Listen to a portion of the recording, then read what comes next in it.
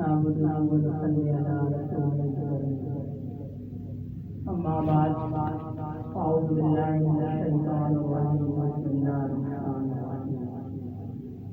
قال الله تعالى في القرآن المجيد: يا أيها الذين آمنوا اتقوا الله وكونوا مع الصادقين. وقال النبي صلى الله عليه وسلم: لكل شيء استقالة وسقالة قلوب ذكر الله، أو كما قال عليه الصلاة والسلام. اللہ رب العزت نے بڑی وسیع اور عریض کائنات کو پیدا فرمایا. یہ اتنی بڑی کائنات ہے کہ انسانی عقل اس کا احاطہ نہیں کر سکتی. باوجود ریسرچ کے، تلاش کے، اس کائنات کے صرف 3% حصے کو سائنس نے اپنی ٹیکنالوجی کے بعد، اتنی ایجادات کے بعد وہ کہتے ہیں کہ ہم صرف 3% حصے کے بارے میں جانتے ہیں، اور باقی جو 97% حصہ ہے کائنات کا اس کو کوئی نہیں جانتا. اور جس 3% حصے کے بارے میں یہ دعویٰ کرتے ہیں سائنس کے ہم اس کو جانتے ہیں، اس 3% حصے میں بھی یہ نہیں پہنچ سکتا. سینکڑوں کروڑوں کہکشائیں ہیں، پھر ان میں نظام ہے، پھر اس میں سیارے ستارے. اللہ پاک بہتر جانتے ہیں کہ کتنی بڑی کائنات ہے، اور یہ اتنی بڑی کائنات اللہ رب العزت کے نام سے زندہ ہے. اس پوری کائنات کی جو روح ہے، اس پوری کائنات کا جو وجود ہے، وہ اللہ رب العزت کے نام سے زندہ ہے. حدیث شریف کا مفہوم ہے کہ قیامت اس وقت تک نہیں آئے گی جب تک زمین پہ ایک بھی فرد جو ہے وہ اللہ کو یاد کرنے والا ہوگا، اللہ اللہ کرنے والا ہوگا. یہ اس کائنات کی روح ہے. جو بھی چیز اللہ کا ذکر چھوڑ دیتی ہے وہ مر جاتی ہے، وہ مردہ ہو جاتی ہے. اس کائنات کے اندر ہر چیز زندہ ہے، ہمیں اس کا شعور ہو یا نہ ہو، اور جب وہ اللہ کے ذکر کو چھوڑ دیتی ہے تو وہ مردہ ہو جاتی ہے. درخت جب تک اللہ کا ذکر کرتے رہتے ہیں ہرے رہتے ہیں، جب اللہ کا ذکر ختم ہوا اس کی زندگی ختم ہو گئی. اسی طرح ہر چیز کی اثر جو ہے وہ اللہ کا نام ہے. ہر چیز کی، وہ انسان کی عبادت ہی کیوں نہ ہو. ہم نماز پڑھتے ہیں، اس کی اثر بھی اللہ کا ذکر ہے. اقیم الصلاۃ علی ذکری، نماز قائم کرو اللہ کی یاد کے لیے، اللہ کے ذکر کے لیے. ہر چیز کی اثر اللہ کا ذکر ہے. اور جب انسان اللہ کے ذکر سے غافل ہو جاتا ہے پھر اس کی موت ہو جاتی ہے. حدیث شریف کا مفہوم ہے نا کہ زندہ اور مردہ کی مثال دیتے ہوئے فرمایا کہ اللہ کے ذاکر جو ہے، اللہ کا ذکر کرنے والا جو ہے، اس کی مثال ایسا ہے جیسے زندہ کی مثال ہے. اور جو اللہ کے ذکر کو چھوڑ دیتا ہے اس کی مثال مردے کی سی مثال ہے. زندگی کا فیصلہ ان سانسوں سے نہیں ہوتا، زندگی کا فیصلہ اللہ کے ذکر سے ہوتا ہے. جو دل اللہ کو یاد کرتا ہے وہ دل زندہ ہے. اس فقیر نے اپنے بڑے حضرت شیخ علی احمد نقشبندی رحمۃ اللہ علیہ کے آخری ایام میں وہاں موجود تھا، تو وہ ڈاکٹر جو ہے وہ انگلی پہ لگا دیتے ہیں، آکسیمیٹر کہلاتا ہے، اس سے آکسیجن چیک کرتے ہیں، اس سے دل کی دھڑکن وغیرہ بھی آتی ہے. تو حضرت کی روح نکل گئی تھی اور دل کی دھڑکن آ رہی تھی. یہ فقیر اس واقعے کا عینی شاہد ہے. تو زندگی کا فیصلہ جو ہے یہ دل کی دھڑکن پر نہیں ہوتا، زندگی کا فیصلہ اللہ کے ذکر سے ہوتا ہے. جو دل اللہ کا ذکر کرتا ہے وہ زندہ ہے، اور جو اللہ کا ذکر نہیں کرتا وہ مردہ ہے. اور اس میں سانسیں چلتی ہیں، ان سانسوں کی کوئی وقت نہیں ہے، ان سانسوں کی کوئی وقت نہیں ہے. اللہ کے نزدیک کوئی اہمیت نہیں ہے. اہمیت ان کی ہے جو دل اللہ کی یاد میں رہتا ہے. بڑے حضرت رحمۃ اللہ علیہ سے کسی نے عرض کیا، اس زمانے میں کراچی کے حالات بڑا خراب تھے، تو کسی ساتھی نے عرض کی کہ حضرت بہت سارے لوگ مر رہے ہیں، بہت سارے لوگ. فرمایا بندہ تو کوئی کوئی مرتا ہے، اتنے سارے لوگوں میں سے بندہ تو کوئی کوئی مرتا ہے. اس لیے کہ بندگی جو ہے یہ اللہ کی اطاعت کا نام ہے، اور جب بندہ مرتا ہے تو پھر اثر پڑتا ہے. باقی جو اللہ کا ذکر نہیں کرتا، جو غافل ہے، ان کے مرنے سے اثر نہیں پڑتا. بندہ تو کوئی کوئی ہے. مولانا احمد علی لاہوری رحمۃ اللہ علیہ کے حالات میں آتا ہے کہ آپ کہیں جا رہے تھے بازار کی طرف، دیکھا ایک مزدور ہے، وہ مزدور نے آپ کو پہچان لیا، اللہ والے ہوتے ہیں پہچان لیتے ہیں. تو ان سے کہنے لگے کہ مولانا یہاں پہ کوئی انسان بھی ہوتا ہے. تو حضرت نے عرض کی کہ حضرت یہ جو جتنے لوگ ہیں سارے انسان ہیں، یہ جتنے لوگ بازار میں گھوم رہے ہیں یہ سارے انسان ہیں. تو اس مست میں مجذوب میں آنکھ بھری تو کہنے لگا اچھا یہ سارے انسان ہیں. تو حضرت فرماتے ہیں میرے دل کی ایسی کیفیت ہو گئی جب میں نے مڑ کے دوبارہ بازار کی طرف دیکھا تو ان میں ایک بھی انسان نہیں تھا. کسی کا سر کتے کا, کسی کا بلی کا, کسی کا سور کا. یہ تو نبی کریم صلی اللہ علیہ وسلم کی دعا ہے کہ ہماری ظاہری شکلیں بدلتی نہیں ہیں. ورنہ بنی اسرائیل کے زمانے میں جیسے اعمال ہوتے تھے انسان کی ظاہری شکل ویسی ہو جاتی تھی. یہ تو نبی کریم صلی اللہ علیہ وسلم کی برکت ہے, ان کی دعا ہے امت کے لیے کہ ہماری شکلیں بدلتی نہیں ہیں. ورنہ اللہ پاک نے جن کو بصیرت کی آنکھیں دی ہیں وہ پہچانتے ہیں کہ یہ شخص گناہ میں مبتلا ہے. امام ابو حنیفہ رحمۃ اللہ علیہ کے حالات میں آتا ہے نا, لوگ وضو کرتے تھے تو آپ دیکھتے تھے اس کے وضو سے کون سا گناہ نیچے گر رہا ہے. حدیث شریف کا مفہوم ہے کہ انسان جب وضو کرتا ہے تو اس کے گناہ جھڑ جاتے ہیں. تو حضرت امام ابو حنیفہ رحمۃ اللہ علیہ کو وہ گناہ نظر آیا کرتے تھے کہ اس فرد کا یہ گناہ ہے. یہ تو نبی کریم صلی اللہ علیہ وسلم کی محبت ہے, اللہ رب العزت کی رحمت ہے کہ ہماری ظاہری شکلیں نہیں بدلتی. تو حضرت فرماتے ہیں کہ جب میری بازار کی طرف نظر پڑی تو میں نے دیکھا ایک بھی انسان نہیں ہے. تو تھوڑی دیر بعد یہ کیفیت ختم ہوئی تو جب پلٹ کے دیکھا تو وہ مزدور وہاں سے جا چکے تھے. تو حضرت پھر ایک شعر کہا کرتے تھے, مالک تو وہ ہیں سب کے مگر ان کا بندہ کون ہے. مالک تو وہ ہیں سب کے مگر ان کا بندہ کون ہے. بندہ کوئی ایک بندہ ہے بس. شاہ عبد العزیز محدث رحمۃ اللہ علیہ کے حالات میں آتا ہے, آپ جب مسجد تشریف لاتے گھر سے باہر نکلتے تو چہرہ ڈھانپ کے جاتے. کسی نے عرض کی کہ حضرت آپ چہرے کو کیوں ڈھانپتے ہیں؟ تو آپ نے اپنی دستار کو اتارا اور اس کے سر پر ڈال دیا. اس کے سر پر ڈال دیا. اس کے سر پہ اس دستار کا آنا تھا. اس نے دیکھا ایک بھی انسان نہیں ہے, کوئی خال بندہ ہے ان میں. واپس حضرت نے اٹھایا اور اپنے سر پر ڈال دیا. پھر کہنے لگا میں چہرے کو اس لیے ڈھانپ کے جاتا ہوں, نہ معلوم میری شکل کس طرح کی ہے. تو انسانیت کا فیصلہ انسانوں والے چہرے پر نہیں ہوتا, انسانیت کا فیصلہ اس کے اعمال پر ہوتا ہے. انسانوں والے اعمال ہیں تو انسانیت کا فیصلہ ہے, ورنہ اس کی کوئی وقت نہیں ہے. یہی وجہ ہے نا ہم اللہ سے دعائیں مانگتے ہیں, اللہ ہماری دعاؤں کو نہیں سنتے. وقت ہی نہیں, ہم نے اپنے آپ کو وزن ہی نہیں کیا. اول تو اعمال کیے ہی نہیں کہ جن سے ہمارا وزن ہوتا. دویم اعمال کیے بھی تو بے وزن کیے. ہم مقدار میں پڑے رہے, بس ہم گنتی میں پڑے رہے.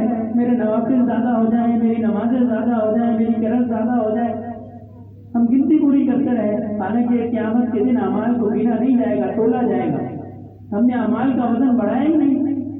اعمال کا وزن بڑھتا ہے اخلاص کے ساتھ, اللہ کی یاد کے ساتھ. ساری رات نماز پڑھتے رہے, اللہ کی طرف دھیان نہیں گیا, اللہ کی یاد نہیں آئی. اس سے وہ 2 نفل بہتر ہے جن میں اللہ کی یاد آ گئی. وہ 2 نفل زیادہ وزن رکھنے کے بجائے اس لیے کہ ساری رات میں نماز پڑھتے رہے, ساری رات درود شریف پڑھتے رہے, ساری رات کلمہ شریف پڑھتے رہے. بڑے حضرت رحمۃ اللہ علیہ سے کسی نے پوچھا, حضرت وصیت فرما دیں, نصیحت فرما دیں. حضرت نصیحت فرمائے. فرمایا کہ جب لوگ کثرت اعمال میں لگ جائیں تم حسن اعمال میں لگ جاؤ. جب لوگ کثرت اعمال میں لگ جائیں تم حسن اعمال میں لگ جاؤ. جب لوگ دوسروں کی عیب جوئی میں لگ جائیں تم اپنے نفس کی عیب جوئی میں لگ جاؤ. اور فرمایا جب لوگ دوسروں کے گھر میں عزت ڈھونڈیں, دوسروں کے پاس عزت ڈھونڈیں, تم اپنے رب سے تعلق بنا لو, وہاں سے عزت ملتی ہے. یہ عزت اور ذلت کے فیصلے یہ اللہ رب العزت کی طرف سے ہوتے ہیں, انسانوں کی طرف سے نہیں ہوتے. جیسا انسان عمل کرتا ہے اللہ رب العزت اس کے مطابق فیصلوں کو نافذ فرماتا ہے. اور ہمارے اعمال کی یہ حالت ہے, اول تو ہماری ظاہری اعمال ہی ختم ہو گئے, اور اگر ہیں بھی ہیں تو صرف ان کی صورت باقی ہے, اس میں اخلاص باقی نہیں ہے, اس کی حقیقت باقی نہیں ہے. بڑے حضرت رحمۃ اللہ علیہ فرمایا کرتے تھے کہ عمل کی 2 صورتیں ہیں, ایک ہوتی ہے صورت عمل اور ایک ہوتی ہے حقیقت اعمال. ایک ہوتی ہے صورت عمل, ایک ہوتی ہے حقیقت اعمال. اللہ رب العزت قرآن میں فرماتے ہیں ان الصلاۃ تنہی عن الفحشاء والمنکر, نماز بے حیائی اور بری باتوں سے روکتی ہے.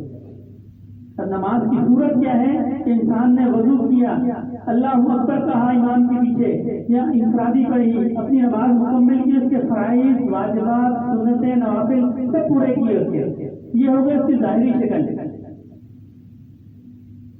اب اس کا نتیجہ کیا نکلنا چاہیے کہ نماز کو بے حیائی اور بری باتوں سے روکنا چاہیے. یہ اللہ نے قرآن میں کہا ہے, کسی اور نے تو نہیں کہا. اللہ نے کہا ہے کہ نماز جو ہے وہ بے حیائی اور بری باتوں سے روکے گی. ہماری نماز ہمیں بے حیائی اور بری باتوں سے نہیں روکتی. اس لیے نہیں روکتی کہ یہ صورت اعمال ہے, حقیقت اعمال نہیں ہے. یہ صورت اعمال ہے. کاغذ پر آتش آتش آتش آتش لکھ دیا جائے تو کاغذ جو ہے اس سے آگ نہیں لگے گی جب تک کہ اس کاغذ کو جلایا نہ جائے. اگر کاغذ پہ آگ لگا دی جائے تو بس پھر آتش لکھنے کی ضرورت نہیں ہے. آتش کا لکھنا اور بات ہے, آگ کا لکھنا اور بات ہے, آگ کا لگ جانا اور بات ہے. محبت کا دعویٰ اور بات ہے, محبت کا ہو جانا اور بات ہے.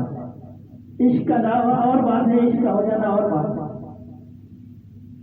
تو اعمال کی حقیقت اس وقت انسان کے اندر آئے گی جب اس کو اللہ سے عشق ہو جائے گا. اللہ کی یاد جب اس کے دل میں گھر کر جائے گی, جب ہر وقت اس کا اللہ سے رابطہ ہو جائے گا. جیسا عاشق ہوتا ہے نا, عاشق کو اگر محبوب نہیں ملے اس کا رابطہ ہر وقت اس سے ہوتا ہے, وہ ہر وقت اس کے بارے میں سوچتا رہتا ہے. وہ منقول ہے نا, کسی نے قبرستان میں مجنوں کو بھیج دیا, کہنے لگا ان میں سے لیلا کی قبر ڈھونڈو. ایک قبر پہ گیا, اس نے کہا یہ لیلا کی قبر. کسی نے کہا تمہیں کیسے بتا, تمہیں کیسے بتا؟ اس نے کہا میرا اس سے رابطہ ہے, میرا دل اسی طرف ہے, یہ اس کی قبر ہے. تو جب انسان کو عشق ہو جاتا ہے اللہ سے, پھر اس کے لیے معاملات میں وزن پیدا ہوتا ہے. ورنہ نماز وہ پھر اس کو نماز کے لیے اس کو ترغیب دینی پڑتی ہے, فضائل بیان کرنے پڑتے ہیں. ہمارا یہی حال ہے نا, جب تک ہمیں اس کے فضائل بیان نہ کیے جائے اعمال کی ہمیں ہمت نہیں ہوتی. اور جب عشق ہو جاتا ہے پھر اس کو کسی فضیلت کی ضرورت نہیں ہوتی. پھر اس کو یہ بتانا نہیں پڑتا کہ جی فلاں عمل کا اتنا ثواب ہے. وہ صرف یہ دیکھتا ہے کہ میرے محبوب نے کیا عمل کیا. غالباً حضرت عبداللہ بن عمر رضی اللہ تعالیٰ عنہ وضو کیا اور مسکرانے لگے تھے. تو کسی شخص نے پوچھا کہ حضرت یہ مسکرانے کا کون سا موقع ہے, کوئی بات یاد آ گئی آپ کو؟ فرمایا نہیں, مجھے کوئی بات یاد نہیں آئی. میں نے ایک دفعہ دیکھا نبی کریم صلی اللہ علیہ وسلم نے اس طرح وضو کیا اور مسکرا دیا, تو میں نے بھی وضو کیا اور مسکرا دیا. یہ نہیں پوچھا اس عمل کا کتنا ثواب ہے. جیسے محبوب کو دیکھا بالکل اس کی کاپی شروع کر دی. یہ عشق کی وجہ سے, یہ ویسے نہیں ہو سکتا. یہ میرا دعویٰ ہے, یہ نہ فضائل سے ہو سکتا ہے نہ ترغیب سے ہو سکتا ہے. یہ عشق کے بغیر نہیں ہو سکتا. جب تک انسان کو عشق نہیں ہوگا, جب عشق ہو جائے گا تو اس کو خود کو خود پتہ چل جائے گا کہ تہجد کی کیا اہمیت ہے, رات کو اٹھنے کی کیا اہمیت ہے, نماز کی کیا اہمیت ہے, روزے کی کیا اہمیت ہے, گناہوں سے بچنا کتنا ضروری ہے.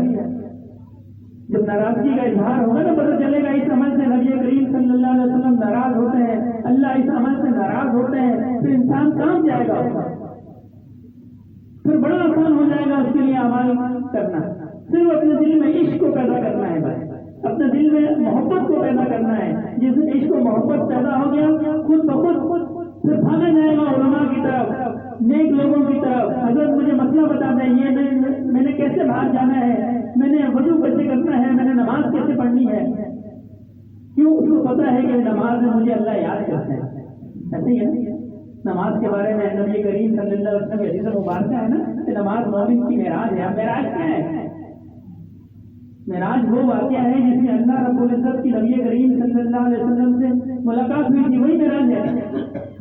تو مومن کی معراج کیا ہے؟ مومن کی معراج نماز ہے. یعنی وہ سجدے میں سر رکھتا ہے, وہ اللہ کو دیکھ لیتا ہے, اللہ کو یاد کرتا ہے. یہ اس کی مومن کی معراج ہے.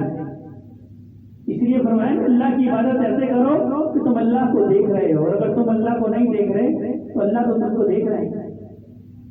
تم اللہ کو نہیں دیکھ رہے تو اللہ تو تم کو, یعنی یہ دونوں کیفیت حاصل ہو سکتی ہیں. یہ کیفیت بھی حاصل ہو سکتی ہے ہم اللہ کو دیکھ رہے ہیں, اور اگر یہ نہیں تو کم از کم یہ کیفیت تو حاصل ہو کہ ہم اللہ کو دیکھ رہے ہیں. تو ہماری نمازوں میں, ہماری عبادات میں کیفیت ہوتی ہے کہ ہم اللہ کو دیکھ رہے ہیں. ہماری تو نمازوں کی یہ حالت ہے, امام صاحب کہتے ہیں اللہ اکبر, اور ہمارا دل جو ہے وہ باہر چلا جاتا ہے مسجد سے. پھر ہر طرح کا کاروبار کرتا ہے, ڈھونڈتا ہے. پھر جب امام صاحب کہتے ہیں السلام علیکم ورحمۃ اللہ, پھر وہ واپس مسجد کے اندر آ جاتا ہے. دیکھیے اللہ رب العزت کی رحمت جو ہے نہ آنکھوں پہ نازل ہوتی ہے, نہ سر پہ نازل ہوتی ہے, نہ زبان پہ نازل ہوتی ہے, نہ پاؤں پہ نازل ہوتی ہے. اللہ کی رحمت انسان کے دل پہ نازل ہوتی ہے. اور جس جگہ پہ اللہ کی رحمت نے نازل ہونا ہے, ہمارا وہی مقام مسجد سے باہر ہوتا ہے. باقی پورا جسم مسجد کے اندر ہے، ہم نماز بھی پڑھ رہے ہیں، لیکن ہم جس مقام کے اللہ کی رحمت میں نازل ہونا ہے ہمارا وہ مقام مسجد سے باہر ہے۔ یہی وجہ ہے کہ ہم نماز پڑھتے ہیں وہ ہمیں برائی اور یہی صحیح ہوگی۔ نبی کریم صلی اللہ علیہ وسلم کی خدمت میں صحابہ کرام نے عرض کی کہ یا رسول اللہ، ایک شخص ہے وہ نماز بھی پڑھتا ہے اور چوری بھی کرتا ہے، تو ہم اس کو نماز پڑھنے سے روکتے ہیں؟ آپ کے پیچھے نماز پڑھنا ہے وہ؟ فرمایا نہیں، ان قریب اس کی نماز جو ہے اس کو چوری سے روک دے گی۔ جب وہ میرے پیچھے نماز پڑھے گا پھر وہ چوری نہیں کر سکتا۔ حضرت عمر رضی اللہ تعالیٰ عنہ کے دور میں کسی شخص کا کسی عورت کی طرف خیال آیا، اس نے اس سے کہا تو عورت کہنے لگی تم ایسا کرو کہ تم 40 دن عمر فاروق کے پیچھے نماز پڑھو، پھر میں تم سے بات کروں گی۔ 40 دن کا جب عورت نے بلایا کہ ہاں کیا بات کرنی ہے، اس نے کہا میرا دل نہیں کرتا، اب میرا دل نہیں کرتا۔ ہم 4 سال سے 40 سال سے نماز پڑھ رہے ہیں، نہ ہم سے بے حیائی چھوٹی، نہ ہم سے بری باتیں چھوٹی، نہ ہم سے جھوٹ چھوٹا، نہ ہم سے غیبت چھوٹی، نہ ہم سے چوری چھوٹی، ہم سے کچھ بھی نہیں چھوٹا۔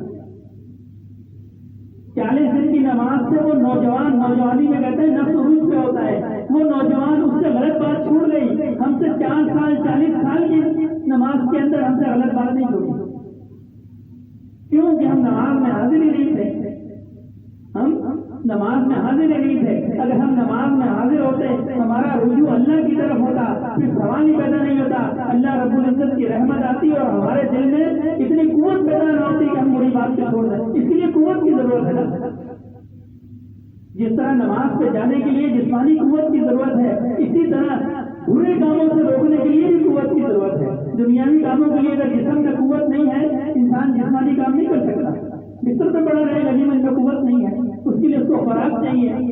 اسی طرح جب روحانی کام ہے ان کے لیے بھی قوت چاہیے۔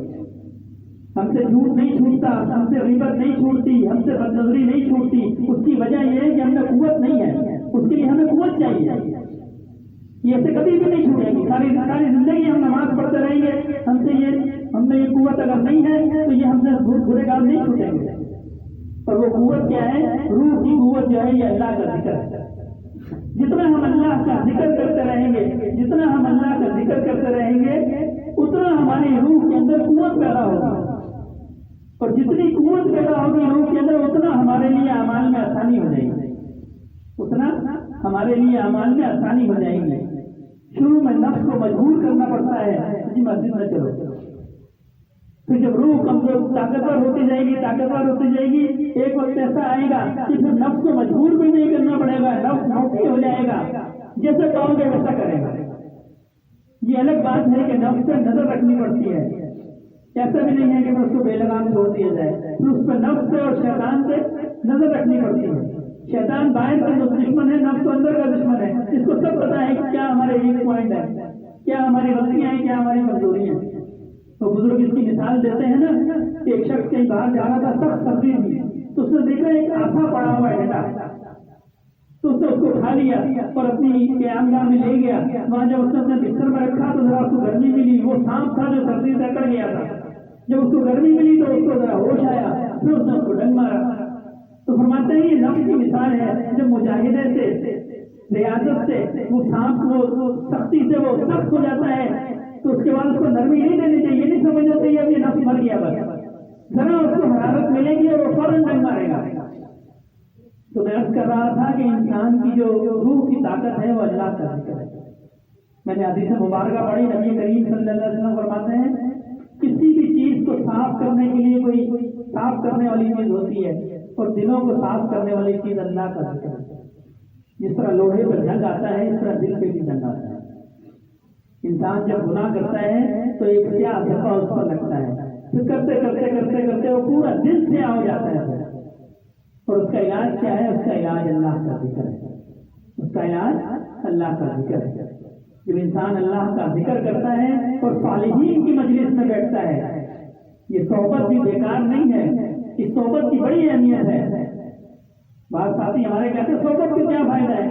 صحبت کی بڑی اہمیت ہے۔ یک زمانہ صحبت باولیہ بہتر 7 سالہ عبادت میرے، یا ایھا الذین آمنوا اتقوا اللہ وکونوا مع الصادقین۔ یہ بھی کافی تھا کہ اللہ سے ڈرو، فرمایا سچے لوگوں کے ساتھ ہو جاؤ، نیک لوگوں کی صحبت اختیار کرو۔ آج ہمارے معاشرے کا جس زمانے میں ہم رہ رہے ہیں نا، اس کو بزرگ فرماتے ہیں قرب قیامت کا زمانہ. اس میں سب سے زیادہ جس چیز کی ضرورت ہے وہ صحبت ہے. ذرا آپ صالحین کی صحبت سے پیچھے ہوئے پھر اپنا انجام دیکھنے جائیں. جتنا ممکن ہو نیک لوگوں کی صحبت میں بیٹھا جائے، صالحین کی صحبت میں بیٹھا جائے، مسجد میں بیٹھا جائے. بلا وجہ بازاروں میں گھومنا، ہوٹلوں میں گھومنا، باہر بیٹھنا، یہ چیز دل کو بالکل مردہ کر سکتی ہے، حکومت نہیں بچتی. فرمایا سچے لوگوں کے ساتھ بیٹھ جاؤ.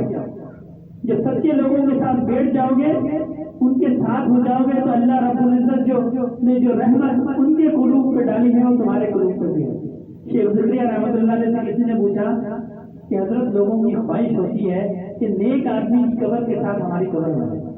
ایسے ہی ہے میری آپ کی بھی خواہش ہے کہ اللہ کے بندے کے ساتھ ہماری قبر بن جائے. عرض کی حضرت ایسا کیوں ہوتا ہے؟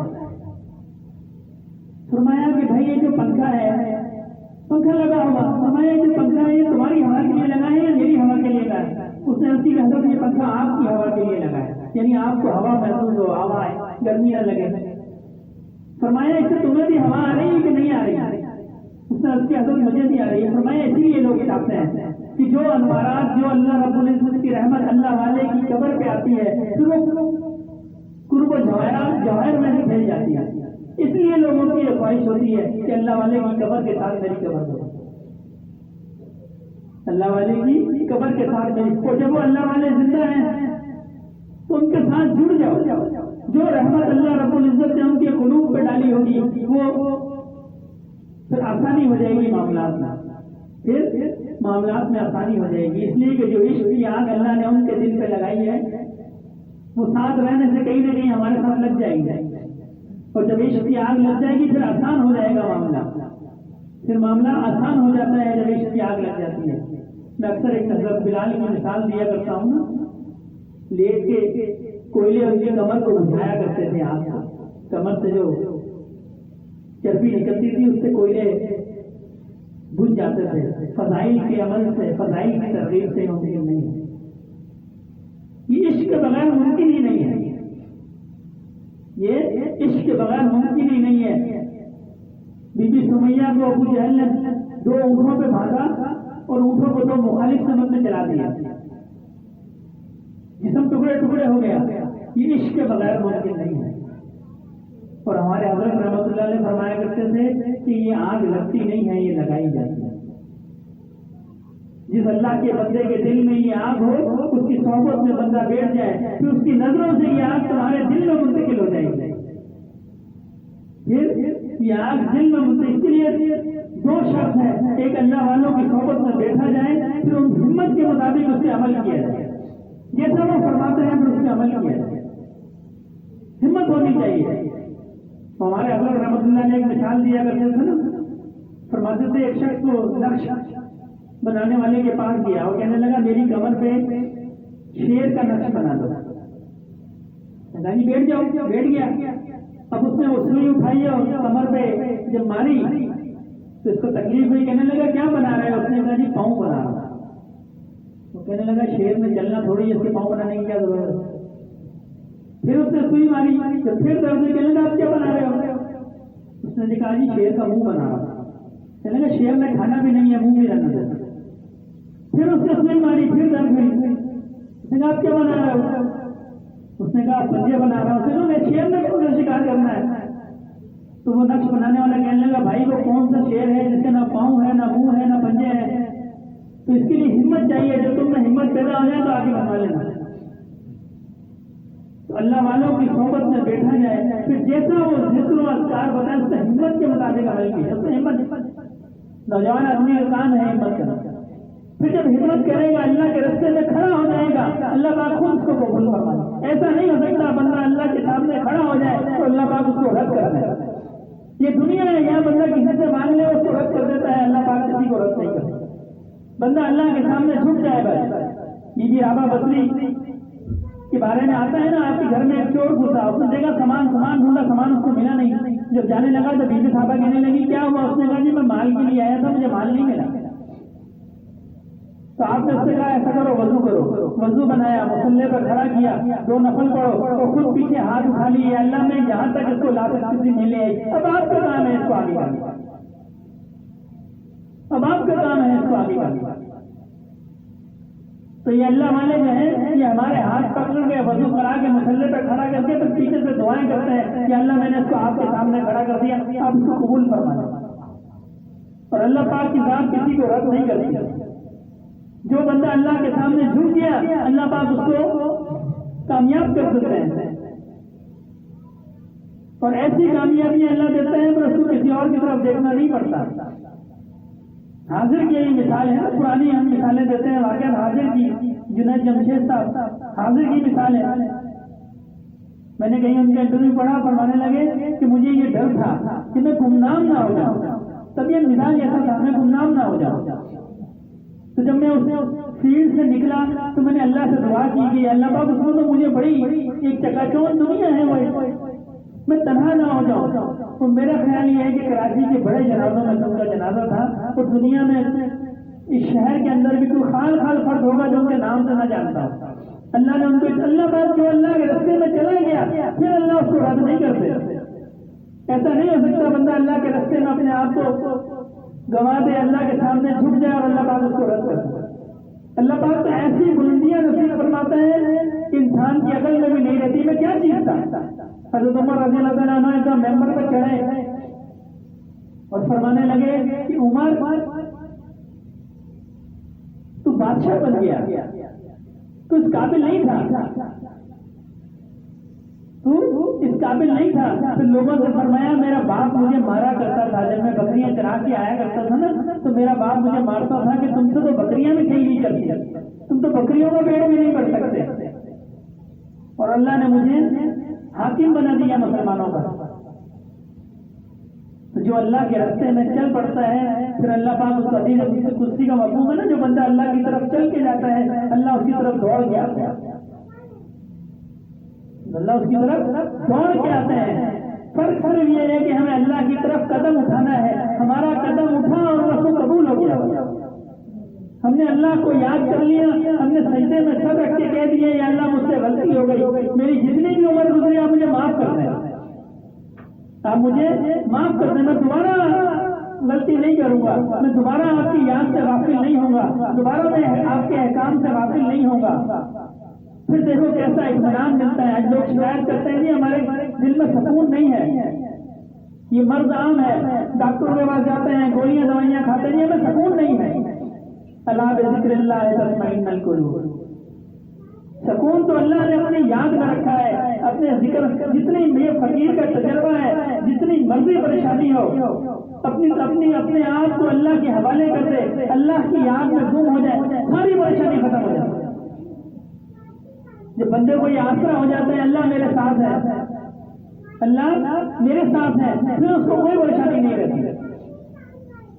تو دعا فرمائے اللہ رب العزت ہمیں ذکر کی توفیق عطا فرمائے، اپنی یاد کی توفیق عطا فرمائے۔ جس کو اللہ کی یاد مل گئی اس کو دنیا کے سارے خزانے مل گئے، جس کو اللہ کی یاد مل گئی، اللہ کا ذکر نصیب ہو گیا، اس کو دنیا کے سارے خزانے نصیب ہو گئے۔ وما علینا الا البلاغ۔ تمام ساتھی 3 دفعہ استغفار، 10 دفعہ درود شریف، 10 دفعہ تیسرا کلمہ، 11 دفعہ سورہ اخلاص اور 1 دفعہ سورہ فاتحہ۔ استغفر اللہ۔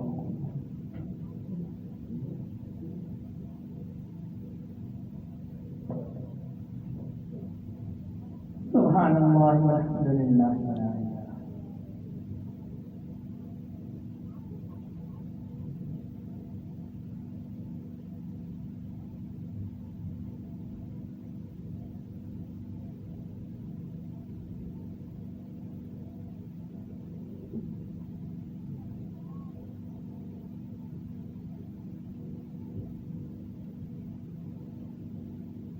صلی اللہ علیہ وسلم۔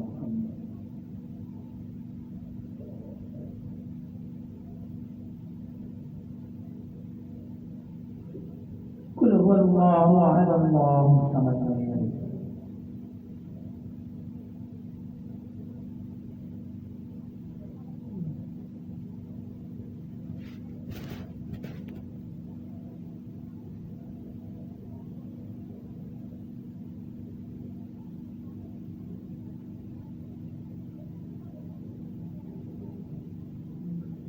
الحمد لله رب العالمين الرحمن الرحيم مالك يوم الدين إياك نعبد وإياك نستعين اهدنا الصراط المستقيم صراط الذين أنعمت عليهم غير المغضوب عليهم.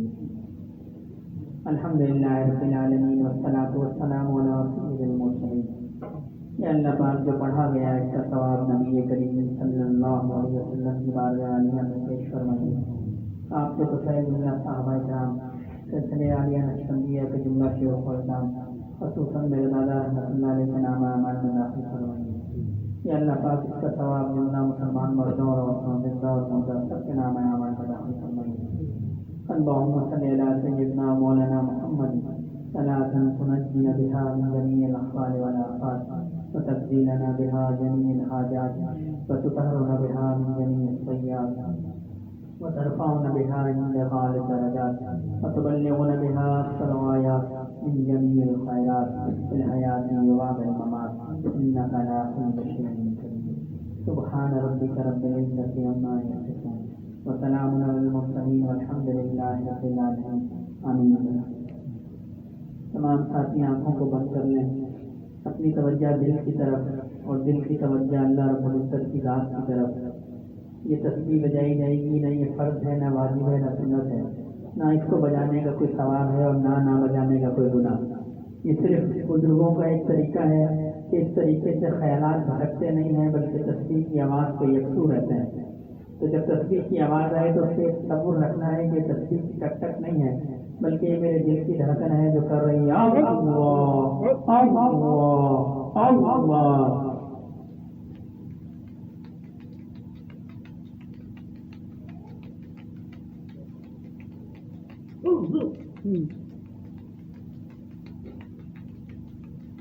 إنما المؤمنون الذين إذا ذكر الله وجلت قلوبهم وإذا تليت عليهم آياته زادتهم إيمانا وعلى ربهم يتوكلون.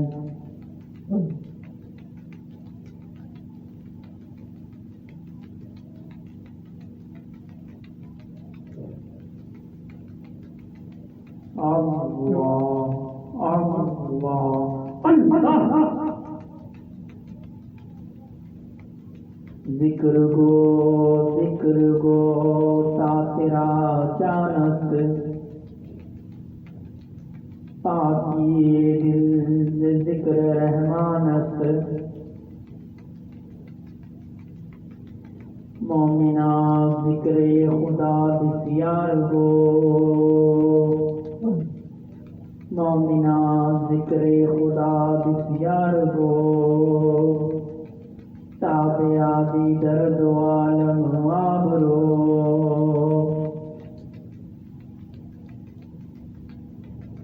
ذکر حق آمد غذائی روح را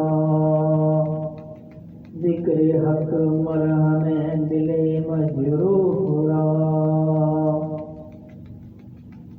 اللہ اللہ اللہ.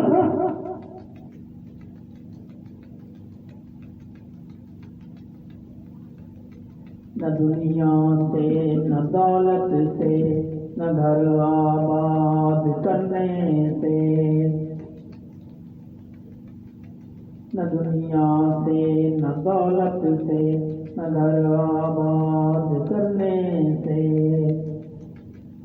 سکون دل کو ہوتا ہے اللہ کو یاد کرنے سے.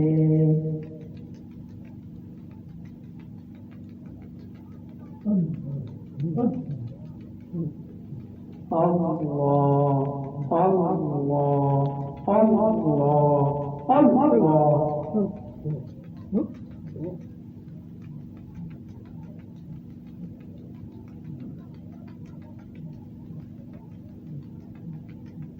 زندگی آمد برائے بندگی زندگی بے بندگی شرمندگی.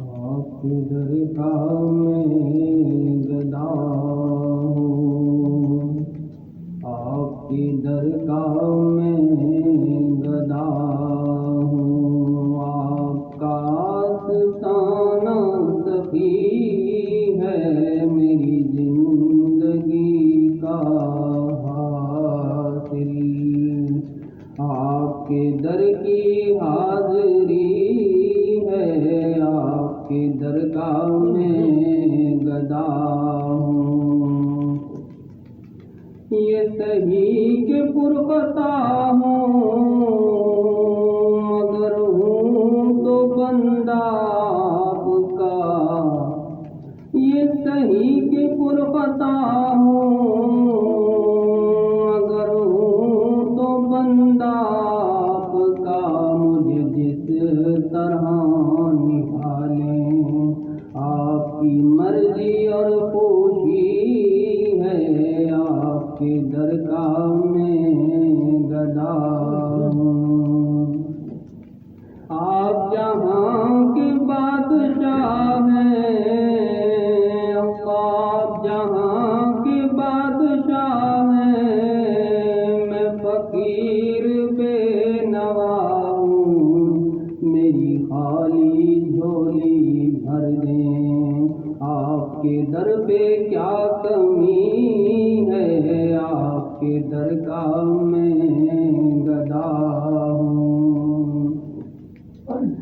آپ کے عشق میں عبادت مجھے رات آ گئی ہے، اللہ آپ کے عشق میں عبادت مجھے رات آ گئی ہے، آپ کا نام ہے وظیفہ، اللہ آپ کا نام ہے وظیفہ، آپ کی یاد بندگی ہے، آپ کے درگاہ میں گدا ہوں، تجھے کیا خبر ہے زاہد میری سجدہ ریزیوں کی، تجھے کیا خبر ہے زاہد میری سجدہ ریزیوں کی، میرا سر وہاں جھکا ہے، میرا سر وہاں جھکا ہے، جہاں ختم بندگی ہے، آپ کی درگاہ میں گدا ہوں، آپ کا آستانہ سخی ہے میری زندگی کا حاصل، آپ کے در کی حاضری ہے، آپ کے درگاہ میں گدا ہوں،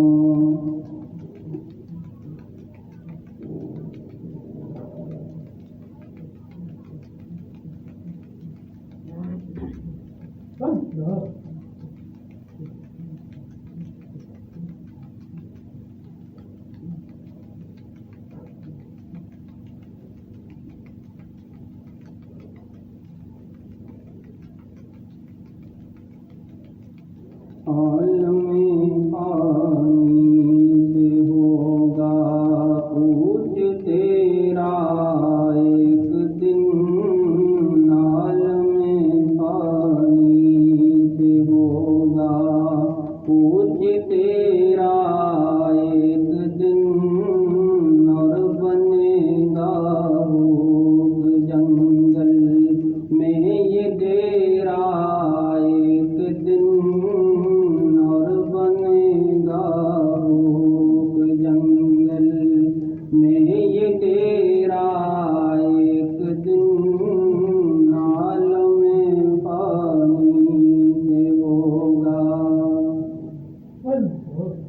دور نظروں سے رہے گی روشنی مہتاب کی، دور نظروں سے رہے گی روشنی مہتاب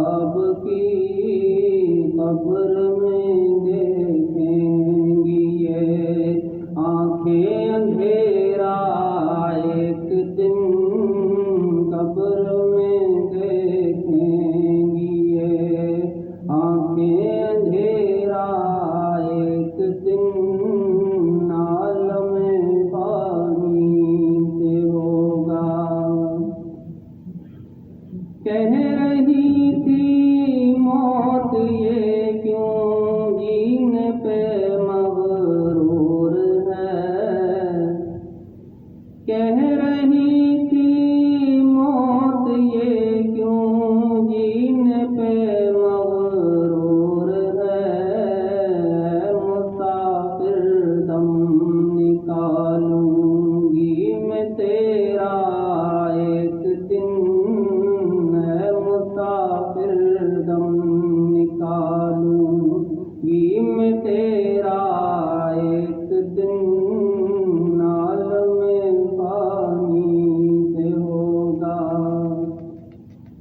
اے جلالی کیوں لگائیں ہم کسی سے اپنا دل،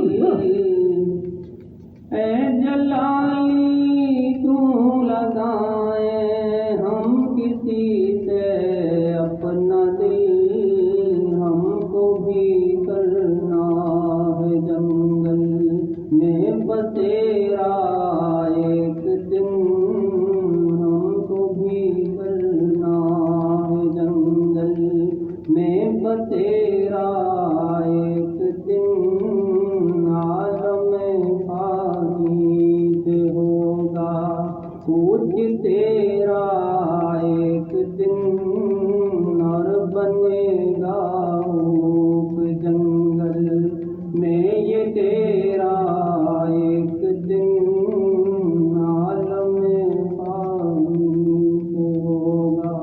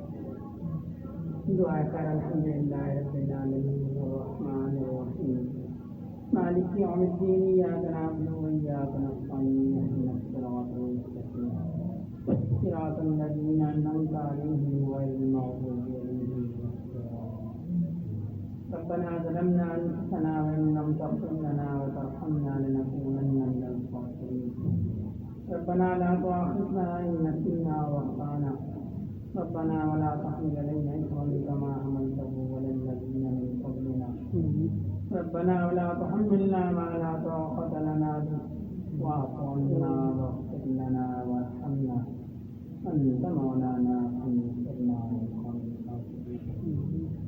ربنا لا تزغ قلوبنا بعد إذ هديتنا وهب لنا من لدنك رحمة إنك أنت الوهاب ربنا هب لنا من أزواجنا وذرياتنا قرة أعين واجعلنا للمتقين إماما اللهم إني أسألك علما نافعا ورزقا واسعا وشفاعا من كل داء ربنا آتنا في الدنيا حسنة وفي الآخرة حسنة وقنا عذاب النار اللهم حاسبني حسابا يسيرا اللهم حاسبني حسابا يسيرا اللهم حاسبني حسابا يسيرا اللهم اغفر لنا قبل الموت وارحمنا عند الموت ولا تعذبنا بعد الموت ولا تحاسبنا يوم القيامة إنك لا تنسى یا اللہ پاک اپنی رضا والی زندگی عطا فرمائیے یا اللہ پاک رضا کی حالت میں موت عطا فرمائیے یا اللہ پاک وہ گناہ جو اعلانیہ ہوئے ہوں یا خفیہ ہوئے ہوں یا اللہ پاک سب کو معاف فرمائیے یا اللہ پاک اپنے فضل سے معاف فرمائیے یا اللہ پاک جو اولاد ہیں ان کو اولاد یا اللہ پاک جو بھی اولاد ہیں ان کو اولاد کی نعمت عطا فرمائیے یا اللہ پاک جو اولاد نرینہ سے محروم ہیں ان کو اولاد نرینہ کی نعمت عطا فرمائیے یا اللہ پاک جو قرض میں مبتلا ہیں غیب کے خزانے سے ان کا قرض عطا فرمائیے یا اللہ پاک جو تندرست ہیں ان کی تندرستی کو دور فرمائیے یا اللہ پاک جو بیمار ہیں ان کو شفا عطا فرمائیے یا اللہ پاک اس مجمع میں کوئی فرد ہوگا جس کی آمین آپ قبول فرمائیں گے اس کی برکت سے ہماری دعاؤں کو قبول فرمائیے یا اللہ پاک رحم فرمائیے اللهم صل على سيدنا مولانا محمد صلاة تنجينا بها من جميع الأحوال والآفات وتبديلنا بها جميع الحاجات وتسهرنا بها من جميع السيئات وترفعنا بها عندك على الدرجات وتبلغنا بها أقصى الغايات من جميع الخيرات في الحياة وبعد الممات إنك على كل شيء سبحان ربك رب العزة عما يصفون وسلام على المرسلين والحمد لله رب العالمين آمين برحمتك يا رب